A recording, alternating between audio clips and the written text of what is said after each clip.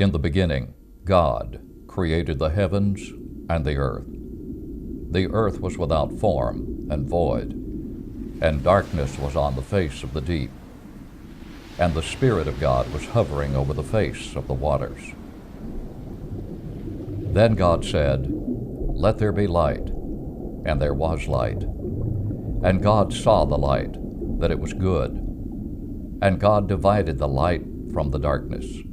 God said, "Let the waters under the heavens be gathered together into one place, and let the dry land appear." And it was so.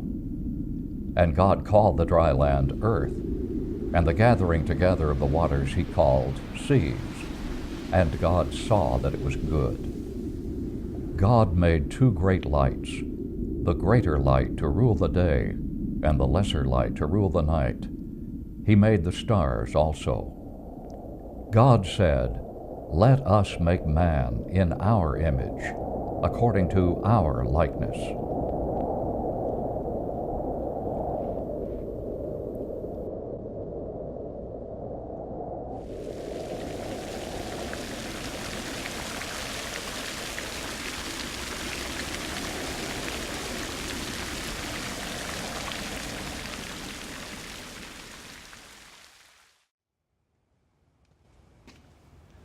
He came into the world just as every other baby had, born to an anxious and anticipating family, born into a world that would be filled with struggles.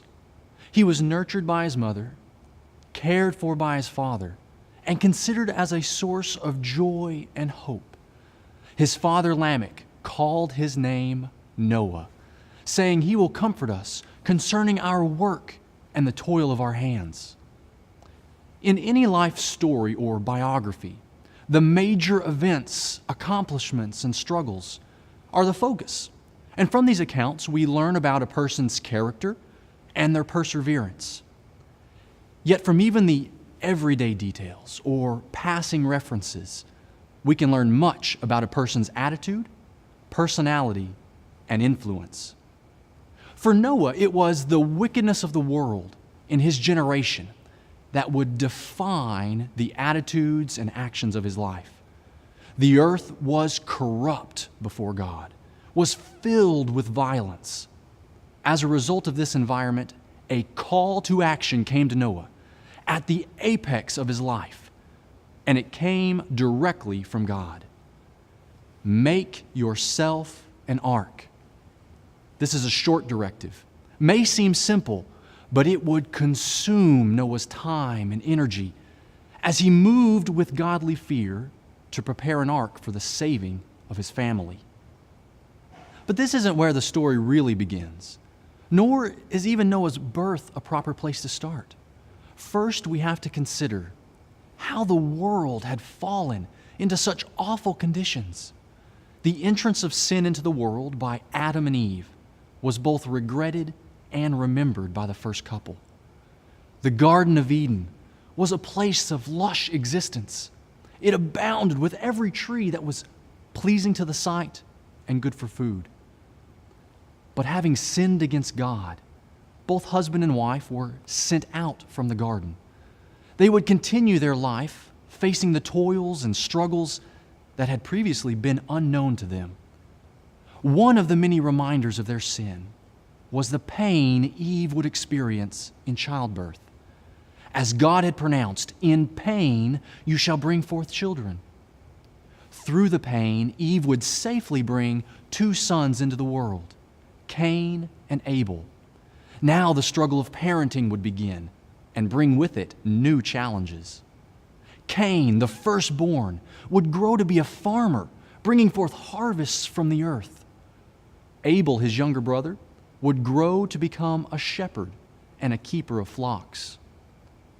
While we're not told how old the two sons were, at some age of accountability, each son brought his offering in worship to God. Abel's offering of the firstborn of his flock was pleasing and respected by God. Cain's offering, though, was not in obedience to God's will, and God did not respect it. Cain's response was to become very angry and jealous. God placed before Cain encouragement to choose the good path. God told him plainly, "If you do well, will you not be accepted?" But rearing its ugly head, sin offered its evil temptations to mankind. And we see the young farmer Cain choose to maintain his attitude of jealousy and rage toward his younger brother. Then, willfully acting on these sinful desires, Cain rose up and killed Abel, committing the world's first murder.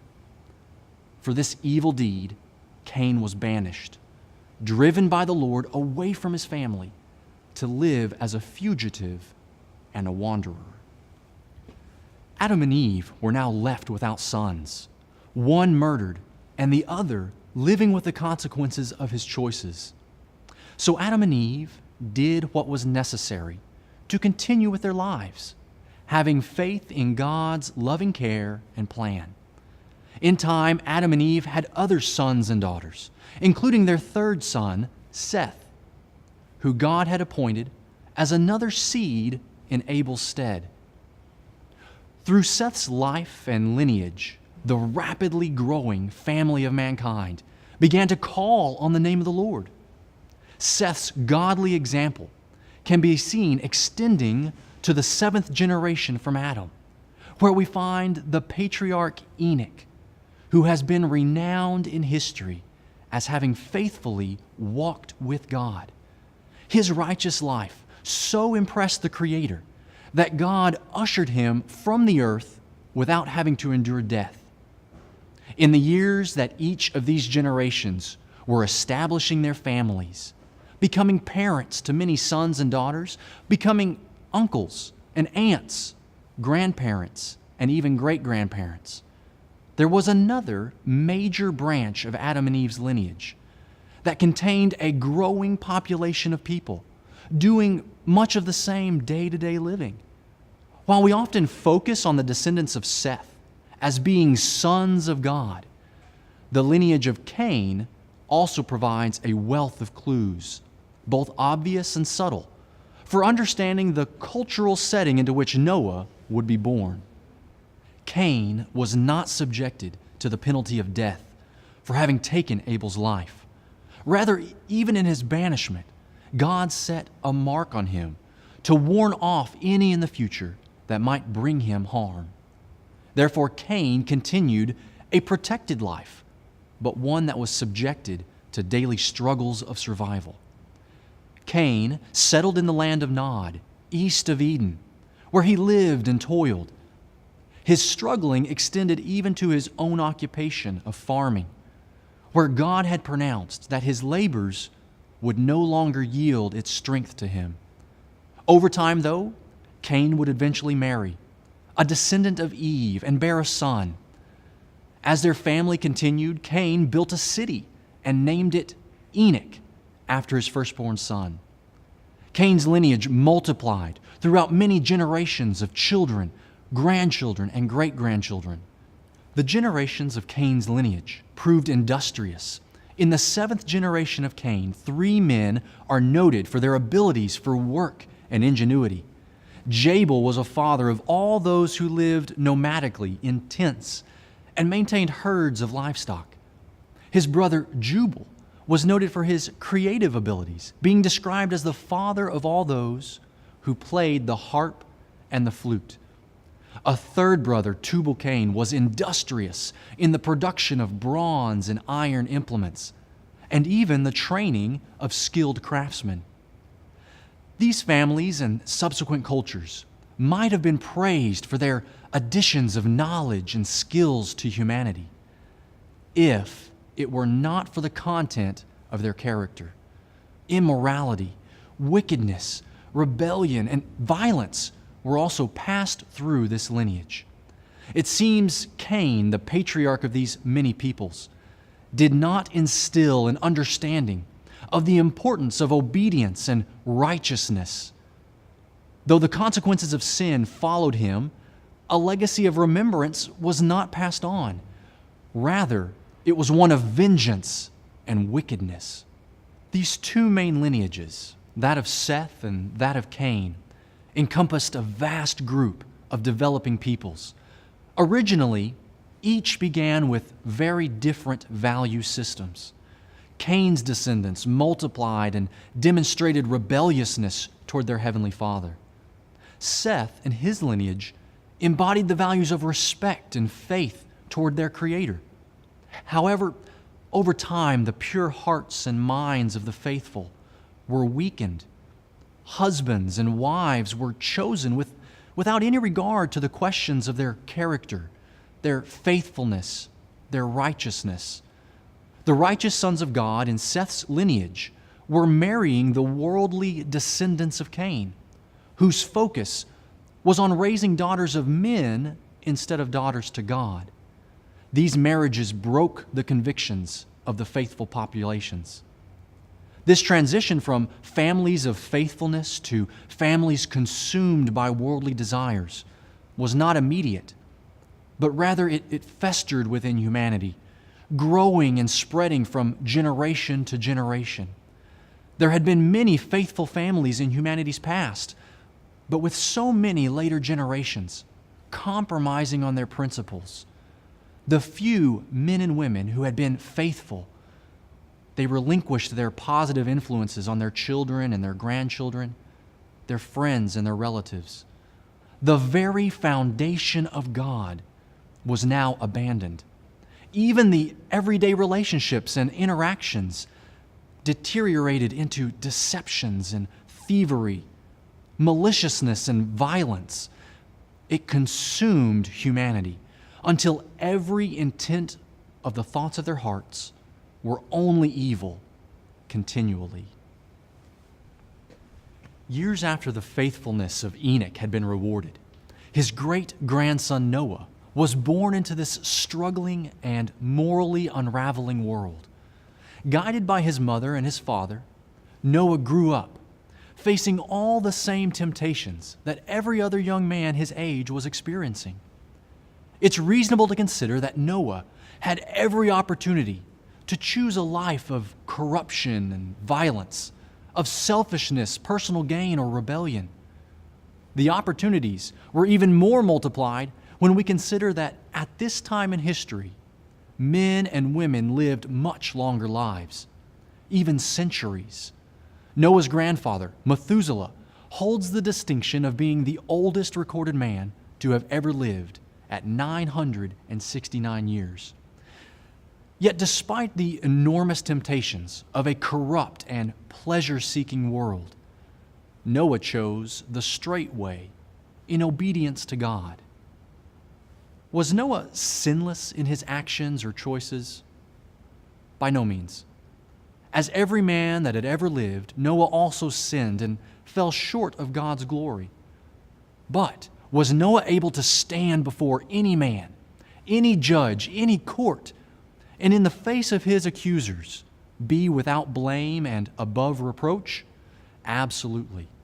Noah was a man of integrity, who was fair and just in his dealings with anyone.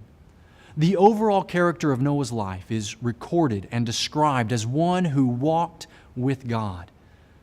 However, God, when looking down on the rest of the earth, was appalled at what he saw, disgusted with the abuse of the free will he had so lovingly granted to his creation. Inspired history records a welling up of regret that the faithful Creator felt for the direction his creation had chosen in their lives. In his justice, God proclaimed a verdict of guilt upon all those who had disobeyed his teachings. And God said to Noah, "The end of all flesh has come before me, for the earth is filled with violence through them. And behold, I will destroy them with the earth." Such a sentence of totality could only be made by the one who was responsible for it all. Would God continue to see sinful man ravage each other and degrade humanity's value? God's answer was issued. And behold, I myself am bringing floodwaters on the earth, to destroy from under heaven all flesh, in which is the breath of life. Everything that is on the earth shall die. The punishment for mankind's wickedness would simply be water, falling from the sky, springing from the ground, but it would be far greater than a spring shower. Instead, it would take the world by storm, literally, cover it completely, and prevail across the globe totally. God was going to plunge the world into a worldwide flood. But with His justice, God's mercy would also be extended to Noah and the few righteous souls whose attitude and conviction for goodness, kindness, and righteousness had found grace in the eyes of the Lord. God conveyed to Noah the details of the sentence that He would enact upon the earth. But with it, He also made an offer for protection. God said, "I will establish my covenant with you." This covenant offered by God was one of protection and salvation from the judgment that the world deserved. But it would also place an immense responsibility on Noah. In understanding the timeline of Noah's life, it seems that this covenant with God came near the time that Noah and his wife were establishing their family, about the age of 500. Men and women of Noah's day lived very long lives, but in comparison with previous generations, Noah was a fair bit older than others. A fair bit older when his sons Shem, Ham, and Japheth were born. Perhaps this age provided Noah with greater wisdom to fulfill what God would be requiring of him. Being offered protection was merciful, but how was it that Noah could avoid such a natural, all-encompassing, catastrophic flood? The flood's pronouncement was upon all flesh under heaven. There were no mountaintops to scale that would be unaffected, no distant lands to retreat to. As always, though, God's plans were not lacking. His covenant with Noah was complete, addressing both his actions and provisions, as well as what would be Noah's required duty, the making of an ark. Making an ark. It may have seemed like a simple enough task to Noah, but then again, what's an ark? In a literal sense, he understood the word to be a chest, a box, or a barge. But in terms of a flood, a vessel for saving his family, Noah had never heard of, seen, or even been inside such a thing, let alone constructed one. For that matter, Noah had never seen any catastrophic flood of water, especially comprehending enough water that could consume the lands of the entire world. But of course, God's covenant was complete, and He never left His people without proper instruction or guidance. When He made commands for His people, He always communicated to them in ways they could be properly understood. He provided resources where they could be properly obeyed. What was this barge, this box, this ark to be like? How large was it to be? What was its interior to be like? Noah was not a seasoned shipbuilder. There are no indications that he was revered for his construction or design abilities. Yet God knew Noah's strengths and weaknesses, his areas of knowledge and ignorance. So all of the necessary details were supplied to Noah as part of the covenant God was establishing with him. For its structure, the ark was to be made of wood, and lots of it. The amount of wood needed would boggle the mind, because God's plans for the overall size and proportions of the ark specified that it must be 300 cubits long, 50 cubits wide, and 30 cubits tall. Pitch would be used to coat the entire outside and inside of this massive structure, creating a very important waterproof barrier. Provision for light was provided, and a single door was partitioned in its side. Within the ark, God called for structural divisions that would make it useful and effective for its task. 3 major decks would divide its height and provide an immense amount of usable floor space. Noah was to add many rooms or compartments, creating a means of orderliness and organization for the ark's passengers and its cargo. So far, God had detailed an enormous vessel. But what was going to fill all of this space? The few individuals that would be on board would scarcely need a fraction of the spacious accommodations. For God, the flood would serve as a major act of renewal. But He was not performing a recreation. The ark's immense accommodations would also be for the preservation of animal life, through the representatives of the animal kinds that would be affected by a global flood.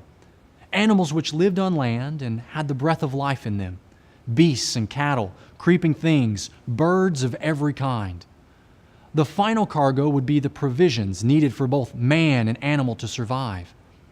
God had provided the details necessary for Noah, and it says, "Thus Noah did, according to all that God had commanded him."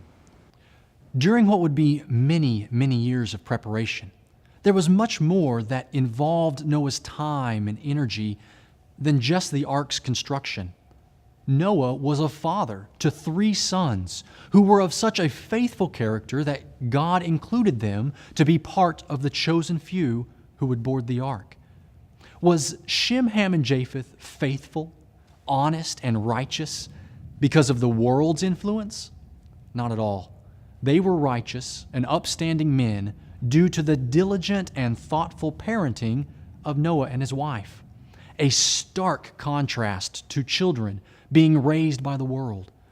As parents, Mr. and Mrs. Noah had to provide for the daily and physical well-being of their sons, food, clothing, shelter, caring for them when they were sick and bandaging them when they were hurt. They also were highly involved and concerned with their sons' spiritual growth and well-being. By necessity, this training would have included all of the essentials about obedience to God, teaching their sons about the Creator, about respect for authority, about the great importance of worship, maintaining an attitude of humility, and much, much more. Yet we know that the teaching by these parents was effective and that the sons received it well. Through the years, the family of Noah experienced all of the usual major life experiences that modern people are familiar with. There were the aging of parents and grandparents and other family. There were undoubtedly various relatives, extended family, or neighbors who died. And these events would have evoked times of grief and sorrow. At the other extreme, there were the weddings. 3 sons growing through adolescence to be young men, who inevitably would find young ladies to be their wives. Little is known of these young women, but what is known is that they too were given a place on the ark. They were not subjected to the sentence of punishment as the world was. The implication here is that the godly influences of Shem, Ham, and Japheth, the father-in-law Noah, and potentially the largest factor, their new mother-in-law, Mrs. Noah, was of such impact, so life-changing, that these young women left behind their old lives, and most likely the sinfulness of their immediate families, in order to render their lives in obedience to God. Had Noah, described as a preacher of righteousness, had he seen positive fruit from his holding fast to godliness? Well, in these 3 young couples, Mr. and Mrs. Noah saw a future of hope. Now the family was growing.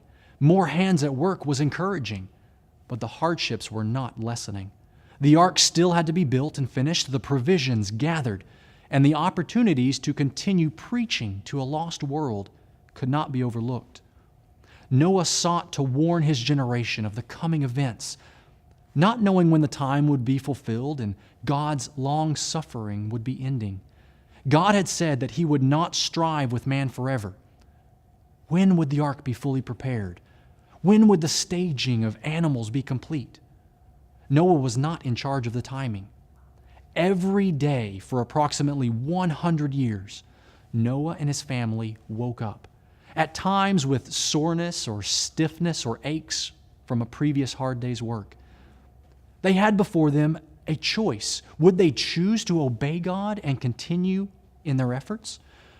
Or would they decide to forget the whole endeavor altogether? Day after day, month after month, year after year, these 8 men and women made the decision that it was crucial for them to follow God's will. Along the way, the family did have real, observable encouragement for their labors. This huge structure, the ark, was progressing, coming together. It was no longer an empty frame or an odd array of posts and beams. Its exterior was almost complete, lacking only a few more sections to seal up with pitch. Each deck was taking shape, with rooms and compartments, hallways and walkways, railings and cages.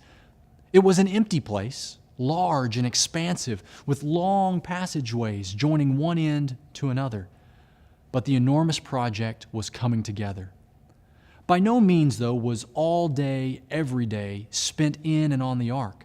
There were far too many things to gather, to acquire, to prepare, from the lumber needed and the various tools to work it, to the fasteners and bracings to complete the structure, to the food and provisions sustaining their present lives as well as the stores for their future survival. In their process and workflow, could there have been city shops or village marketplaces that Noah visited to procure goods and materials? Cities and industry most certainly existed in Noah's day.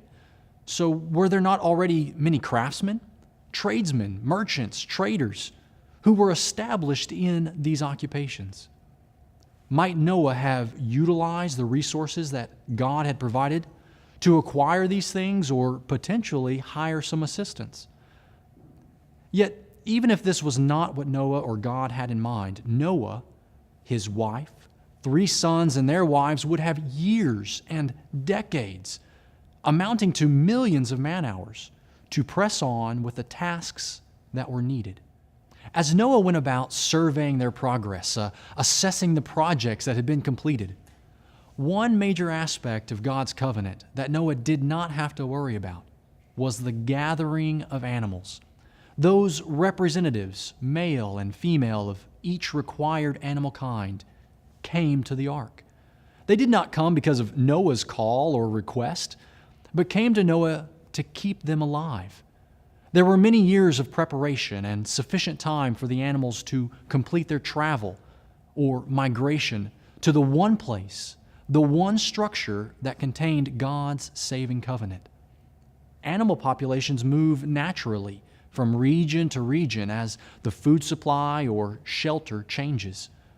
But there would be no gradual climate change or environmental signals that would announce the coming of the great flood. The world's inhabitants, rejecting God and Noah's messages, would be eating and drinking and reveling until the day the flood would take them away. As such, the coming of the animals to Noah was part of God's providential care. Though no natural indicators would be present, for Noah and his family, there may have been one relative clue for the flood's imminent arrival. The ark was now finished. Its construction was complete. The stores of food for themselves and the animals were on board. Was it immediately at this time, or were there days of rest and waiting? Either way, the anticipated moment came. Then the Lord said to Noah, "Come into the ark, you and all your household, because I have seen that you are righteous before me in this generation." Noah and his family had spent many hours inside the ark, working and preparing, but this time they would enter the ark permanently, leaving their beds and homes and land behind. It was a profoundly different entrance. Not to mention that once on board, the procession of animal life followed. Animals of practically every variety came creeping, crawling, slithering, hopping, marching, waddling, and even flying by pairs and sevens into the ark. God's time frame was now definite. There were no months and years to complete the boarding process. 7 days were all that would be available. This 1 week must have been a whirlwind of activity as the once empty ark took on life and character. No longer was it empty and hollow, echoing and creaking with settling wood. Rather, it was now lively and beating, filled with sounds of scurrying and squawking as the chatter of thousands of animals pulsed through the ark. Noah was now 600 years old. He had seen and experienced more than most lifetimes could ever imagine. But it seemed that the excitement was only beginning. In the second month, on the 17th day, the rains began to fall. And on that day, God Himself closed the door of the ark. Its passengers, man and beast, were now safe and sheltered. So God released the downpour, opening the windows of heaven, and caused the great fountains of the deep to break forth from below. For 40 days and nights, the waters came without ceasing, raining from above and rising from below. In these 40 days, the waters increased and lifted up the ark, and it rose high above the earth. As the waters greatly increased and prevailed across the earth, the ark moved about on the water's surface. All the high hills under heaven were covered by the exceeding waters, until every mountain was submerged beneath the surface by at least 15 cubits. At last, the 40 days ended. The rain from heaven was restrained. The windows of the heavens were stopped, and the fountains of the deep were sealed. Every inch of land was hidden deep beneath the waters. All life that depended on land, whether living on it or flying above it, perished.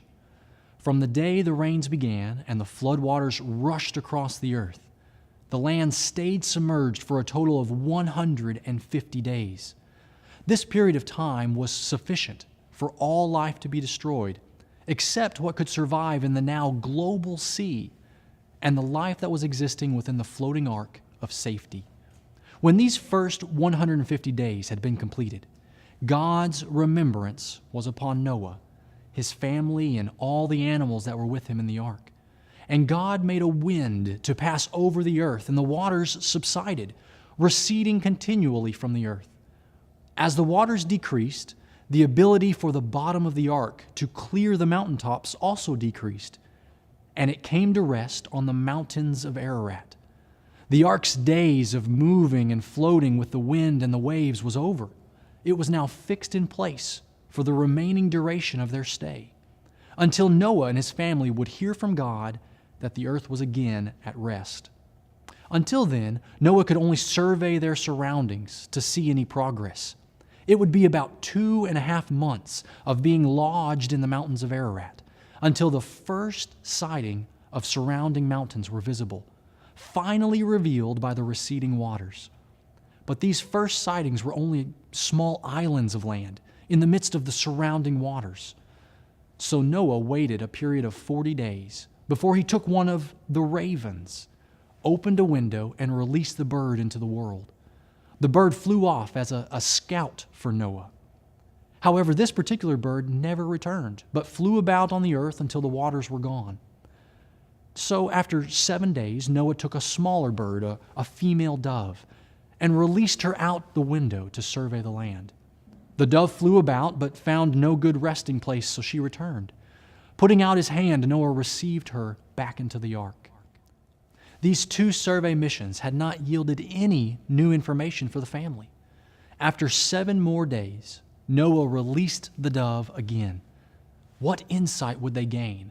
What was the world outside the ark and beyond these mountains like? It wasn't long before their flitting friend returned to the ark with an encouraging sign, an olive branch. Somewhere beyond the ark, the natural processes of life and growth were being awakened by the sunlight, fresh air, and warmth. Noah would wait 1 more week, then send the brave little dove out again. But this journey would turn out to be her last venture from the ark, because it seems at this time she found that good resting place to begin again.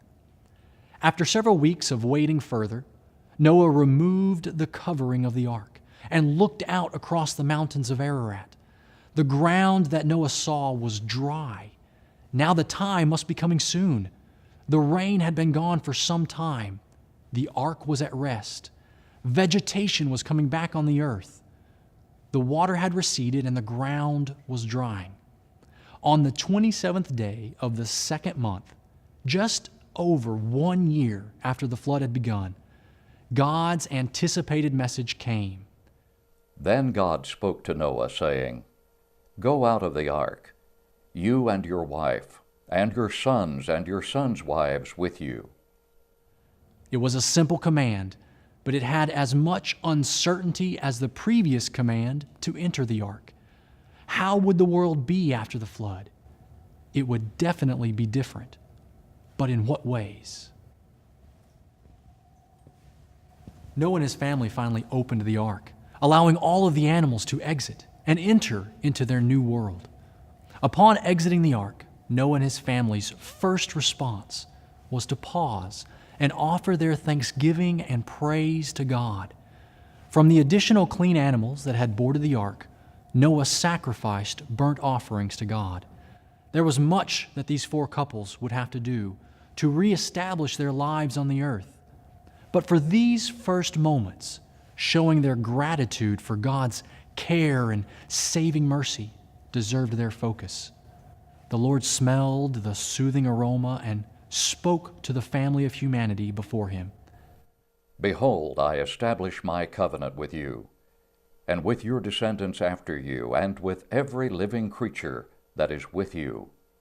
Never again shall all flesh be cut off by the waters of the flood. Never again shall there be a flood to destroy the earth. This is the sign of the covenant which I make between me and you, and every living creature that is with you, for perpetual generations.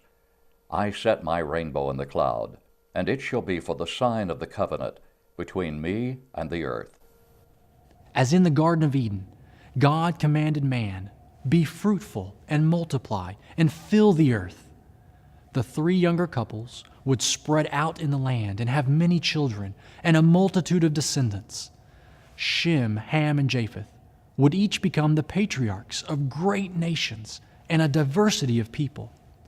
Through Adam and Noah, all peoples and nations of the earth would come until the time that a true Savior would solve humanity's problem of sin forever.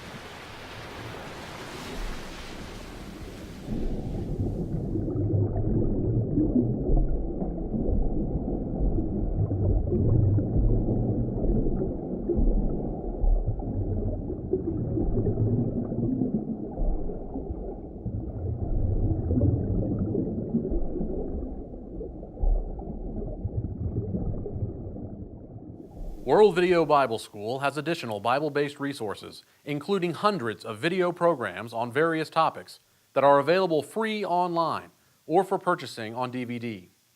These programs, along with other print and audio materials, are available at wvbs.org.